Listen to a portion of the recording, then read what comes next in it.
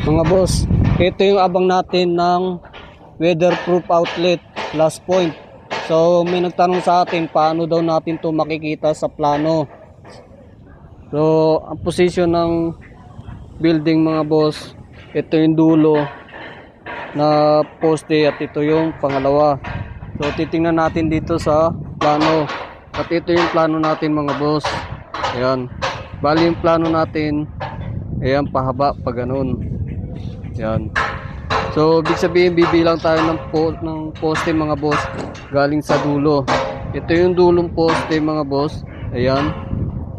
Nakikita nyo, ayan. Tapos ito yung pangalawa. So ibig sabihin doon siya sa nakatapat sa pangalawang poste mga boss.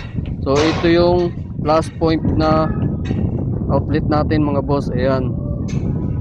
Ayan na yun. Ayan.